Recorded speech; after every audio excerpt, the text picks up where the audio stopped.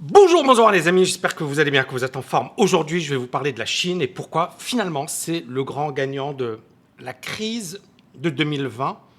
Et vous allez voir, les chiffres sont juste effarants. On y va. Donc ici, j'ai cet article des Échos. Et dans cet article, on voit croissance, le FMI voit le bout du tunnel. Donc la croissance mondiale devrait nettement rebondir cette année pour atteindre 6% grâce aux mesures de soutien économique. Les pays industrialisés s'en sortent mieux que les pays en développement. C'est très très important, c'est-à-dire que les pays riches, finalement, ont pu limiter la casse parce qu'il y a tout un système d'aide sociale, de redistribution, etc., qui fait que, de financement également de l'économie, qui fait qu'ils ont pu limiter la casse. Et puis, bien évidemment, le FMI explique qu'il faut continuer à effectuer des plans de soutien sur un plan budgétaire, donc l'État qui va continuer de financer les entreprises, etc., mais également monétaire, c'est-à-dire continuer à avoir des taux d'intérêt extrêmement faibles.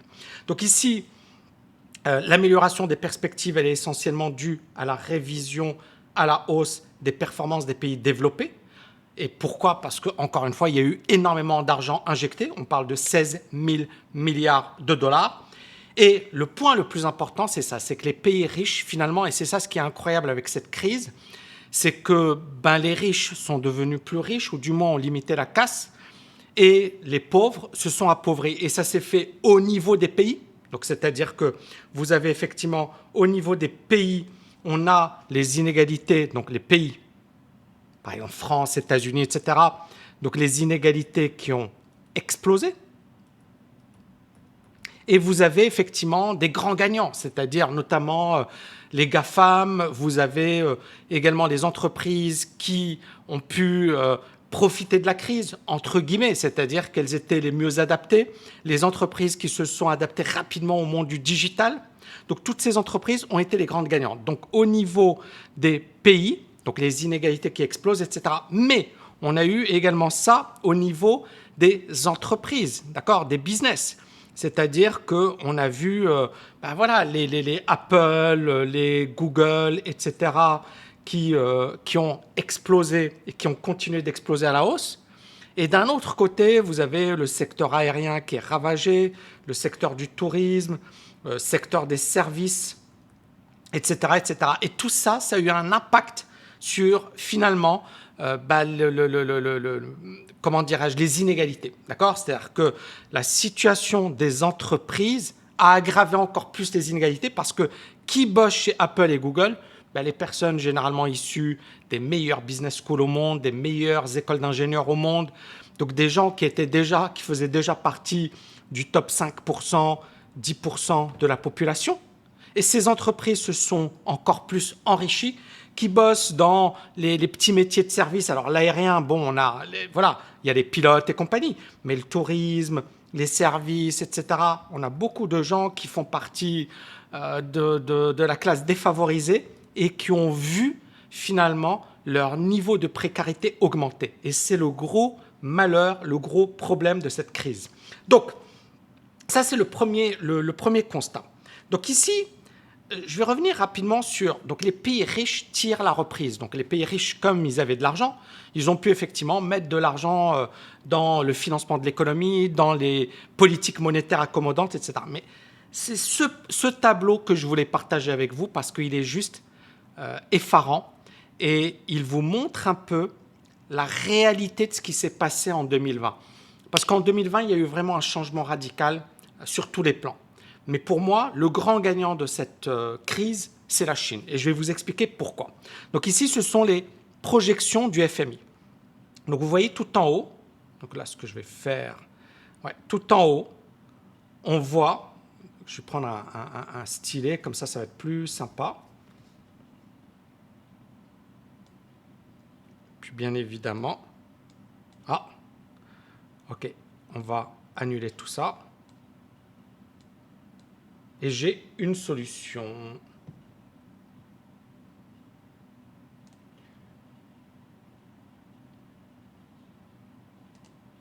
Donc, ici, ce qu'on va faire, c'est que... Alors, 2 secondes.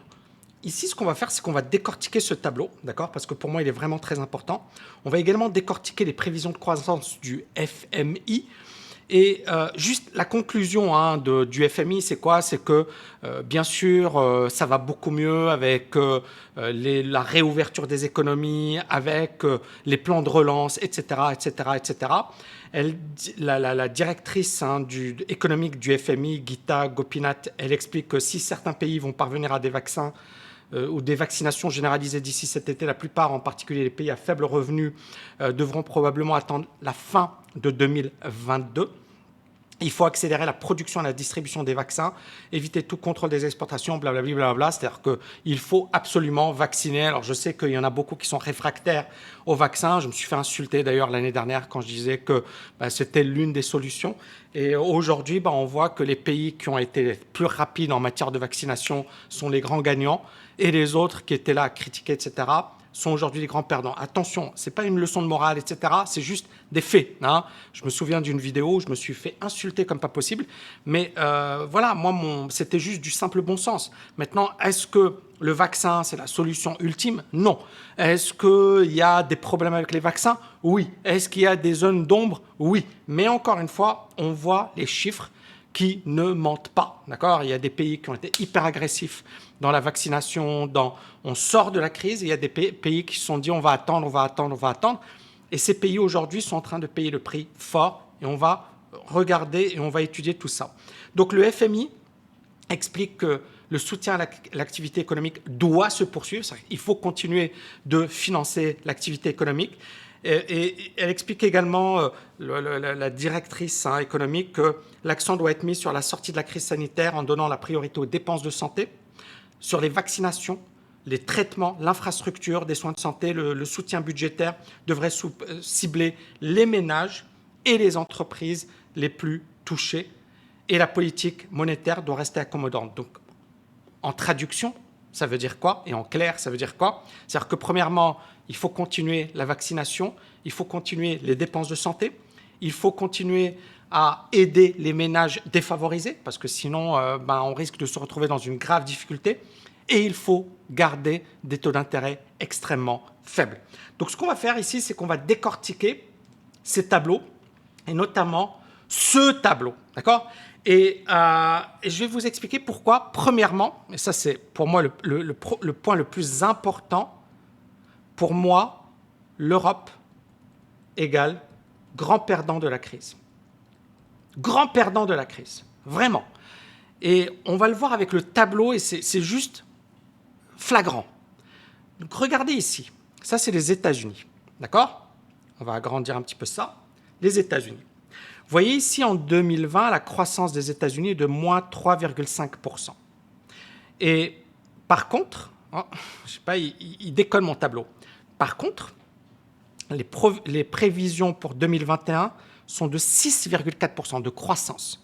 Les prévisions pour 2022 sont de 3,5% de croissance. C'est-à-dire que la croissance a été négative, mais regardez, en 2021, la croissance, ici, 2021, elle est supérieure, largement supérieure à la baisse de 2020. Donc déjà, vous voyez un peu la rapidité, l'efficacité des États-Unis dans le rattrapage. Ça, c'est le premier point. On va comparer avec l'Europe. L'Europe, c'est moins 6,6% de baisse de croissance en 2020. La croissance, encore une fois, c'est, vous savez, le produit intérieur brut, c'est ce que produit un pays, d'accord? Le PIB, d'accord? C'est ce que produit un pays en une année. Et tout ce que produit un pays en une année. Et donc, à partir de là, la croissance, c'est la hausse du PIB par rapport à l'année dernière. Quand on dit, par exemple, c'est une croissance de 2%, ça veut dire que le PIB, le produit intérieur brut, a augmenté de 2% par rapport à l'année précédente. Ici, on a un PIB en Europe de moins 6,6%. Ça veut dire quoi? C'est-à-dire que la production, en 2020, a diminué de 6,6% par rapport à 2019. Donc jusque-là, tout va bien. Normalement, on aurait dû avoir ce que l'on appelle un effet rattrapage. Ça veut dire quoi? Ça veut dire qu'un pays qui a baissé de 10% devrait, l'année qui suit, augmenter de au moins 10%, voire 15%. On rattrape le retard. D'accord? Si le pays se comporte bien, il y a eu une baisse de la production, baisse de la consommation, il n'y a pas de souci, on a soutenu l'activité économique, normalement, on aurait dû avoir un effet rattrapage. Qu'est-ce qui s'est passé? On a eu moins 6,6% et on a plus 4,4%. C'est terrible. C'est-à-dire que non seulement, et c'est ça le drame dans cette histoire, c'est que non seulement la croissance, elle a été beaucoup plus marquée à la baisse en 2020 par rapport aux États-Unis, mais la reprise est beaucoup plus faible que les États-Unis. Et en 2022, équivalent à celle des États-Unis. Donc c'est terrible. Donc le gros perdant, c'est la zone euro. Mais attention, il y a zone euro et zone euro. Il y a pays et pays dans la zone euro. Parce que, regardez, vous avez l'Allemagne. L'Allemagne a perdu 4,9%. Mais le rattrapage est de 3,6%, ce qui est correct. La France a perdu 8,2%, le rattrapage est de 5,8%. Mais l'Italie, c'est pire. 8,9%, rattrapage 4,2%. Et l'Espagne, 11%, rattrapage 6,4%. On voit bien qu'il y a des pays, surtout en Europe, qui ont vraiment morflé. Et la Grande-Bretagne a été également un gros perdant, hein, moins 10% et rattrapage de 5%. Donc on voit bien que l'Europe est complètement à la traîne. Et même la Grande-Bretagne, hein, qui est sortie de la zone euro, mais même la Grande-Bretagne est en train de souffrir. Et on voit que par contre, regardez, le Canada, moins 5 plus 5, très bien. Le Japon, moins 4,8 plus 3,3, correct, sans plus, d'accord. Et vous avez... Donc là, c'est pour les pays, les économies avancées. Ce qu'on appelle les économies avancées, c'est des économies riches où le produit intérieur brut par habitant est bien plus élevé que dans le reste du monde. Et ensuite, on a ce que l'on appelle les pays émergents et les pays en voie de développement. Donc la Chine fait encore partie des pays émergents parce que si la Chine est l'un des pays les plus puissants et probablement va devenir le pays le plus puissant sur un plan économique, la Chine est également très peuplée, ce qui explique que ça va être difficile pour la Chine d'avoir par habitant un niveau de vie équivalent à celui de la France ou des États-Unis ou de l'Allemagne. Et du moins, on ne va pas le souhaiter parce que sinon, voilà, ça représenterait une grosse menace pour l'économie. Mais ça, c'est un autre débat. Bref, ici, on voit la Chine. Et c'est pourquoi je vous disais que la Chine était le grand gagnant. 2,3% en 2020 de croissance, ça veut dire que c'est positif. Mais regardez en 2021, 8,4%. Ils mettent la tannée à toutes les grandes puissances. Toutes les grandes puissances. Regardez, il n'y a aucune puissance qui fait autant que la Chine en 2021, selon les prévisions, bien évidemment, du FMI.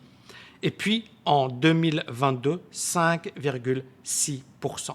Et ce qui est encore plus incroyable, c'est que, regardez, ça, c'est les prévisions, projections 2021 pour toutes les pays, toutes les économies émergentes et en voie de développement. 6,7%, ben la Chine, elle est largement au-dessus.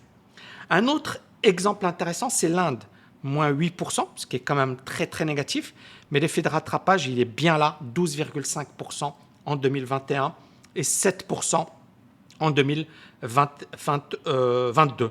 Et les pays de l'ASEAN, donc 5, les grosses puissances du sud-est asiatique, moins 3,4% en 2020, plus 4,9%, c'est supérieur. Encore une fois, on revient, moins 6% pour l'Europe, moins 6,6%, plus 4,4%. On voit bien que l'Europe, en 2020, elle s'est fait avoir. C'est-à-dire que autant les États-Unis ont été rapides, réaction rapide, l'Asie, impeccable.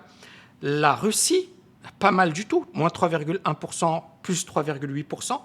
Le Brésil, pas mal. Le Mexique, OK, c'est pas génial, moins 8, plus 5. L'Arabie Saoudite, moins 4, plus 2,9%. Nigeria, pas mal, d'accord, moins 1,8%, plus 2,5%, mais ce n'est pas fantastique. Et l'Afrique du Sud, moins 7%, plus 3,1%, ce n'est pas extraordinaire non plus. Mais, encore une fois, quand on analyse ce tableau, il est vraiment lourd de sens, parce qu'il nous indique la prochaine destination. Donc le deuxième point que je voulais aborder avec vous, c'est que finalement, on va prendre ça, ça va être plus sympa. Comme ça, on efface tout. Super. Le deuxième point que je voulais aborder avec vous, c'est finalement les États-Unis. Alors les États-Unis, on ne va pas dire que c'est fantastique. Hein, vous voyez ici, États-Unis, moins 3,5, plus 6,4%. Mais par rapport à l'Europe, ça n'a rien à voir. C'est quand même, ils doublent quasiment leur PIB par rapport. Alors bien sûr, il y a eu les énormes plans de relance de Biden, mais ce n'est pas innocent. C'est-à-dire que les États-Unis savent que la Chine est en train de tout casser et que si ils ne font pas le max aujourd'hui, il y aura une grosse différence qui va se marquer avec la Chine et la Chine va accélérer rapidement. Donc les États-Unis gardent le contrôle. On peut dire qu'ils gardent le contrôle, mais bien évidemment, ils ne sont pas dominants. Et puis troisièmement, la Chine, je pense que vous avez eu toutes les infos. La Chine, c'est le grand gagnant pour moi. Ça maîtrise le game. La Chine, aujourd'hui, a limité la casse et la Chine est en train vraiment d'aller très très vite sur un plan géopolitique, sur un plan économique, sur un plan alliance, etc. Je ne sais pas si vous avez vu récemment, mais ils ont fait une alliance avec l'Iran. La Chine investit massivement en Afrique. La Chine commence à se rapprocher de la Russie. Donc la Chine, elle est vraiment là à mettre ses pions et ils ont très très bien géré l'année 2020, la crise de 2020. Et voilà, les résultats sont là. Et on le voit, donc ça, c'est les prévisions. Rapidement, on voit les États-Unis. Alors, je vais mettre du rouge ou du vert. États-Unis. Donc, on voit ici plus 6,4% en 2021, les prévisions de croissance. La France, 5,8%, sachant qu'encore une fois, la croissance en 2020 était très, très faible. L'Espagne, on va avoir un effet de rattrapage, mais on voit la Chine et l'Inde. 8,4% pour la Chine, 12,5% pour l'Inde. La Russie se maintient, le Mexique, bonne croissance. L'Arabie Saoudite, c'est un peu mou, le Nigeria, l'Afrique du Sud. Donc, la Chine, est-ce que c'est le plus grand gagnant de la crise de 2020 ? Moi, ma réponse, c'est oui. Après, et on le voit, Biden, ce n'est pas un enfant de cœur. Alors, c'est vrai que beaucoup de gens ont dit Biden bidon, Biden, il ne sait pas ce qu'il fait, Biden, il va se faire bouffer. Et en fait, Biden, moi, je le trouvais encore plus agressif que Trump. C'est incroyable, c'est-à-dire qu'il est arrivé direct, il leur a dit nous, les Chinois, c'est notre menace.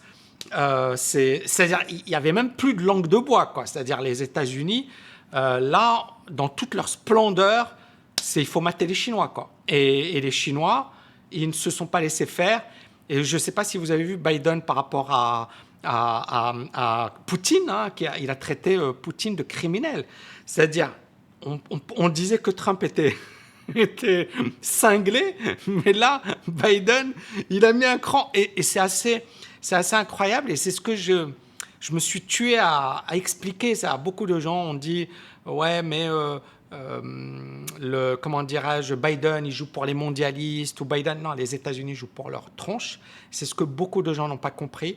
Les États-Unis sont très très forts et ils ont un état d'esprit qui est business, quoi. C'est-à-dire, c'est nous d'abord, et America first. Et ils ont vraiment cet état d'esprit et on le sent dans la politique, dans le business, dans plein de choses. Donc, dites-moi ce que vous en pensez. Est-ce que pour vous, la Chine est le grand gagnant de la crise ? Est-ce que pour vous, aujourd'hui, c'est trop tard pour les États-Unis de rattraper leur retard ? Qu'est-ce que vous pensez de l'Europe ? Parce que l'Europe, aujourd'hui... Alors, c'est vrai que Biden, aujourd'hui, dit, voilà, il faut qu'on se rapproche de l'Europe, il faut qu'on s'unisse contre la Chine, qu'on fasse un front commun. C'est des termes, mais c'est vraiment... il voit la Chine et il ne s'en cache plus aujourd'hui. C'est ça ce qui est incroyable. Il voit la Chine comme une grosse menace et ils se disent... Il faut qu'on y aille maintenant. D'où le plan de relance des États-Unis, qui est juste incroyable. Mais pourquoi ? C'est maintenant ou jamais. Parce que s'ils laissent la Chine monter trop fort, qu'est-ce qui va se passer ? On va se désintéresser des États-Unis et la Chine va attirer les capitaux, va attirer... Et ça nous ramène au thème d'une deuxième vidéo, la monnaie numérique. La Chine vient de lancer sa monnaie numérique. Et vous savez quoi? Ça change encore plus la donne. Voilà les amis, j'espère que vous avez kiffé cette vidéo. N'oubliez pas de la liker, de la partager. Je vous dis à bientôt. Ciao, ciao, ciao!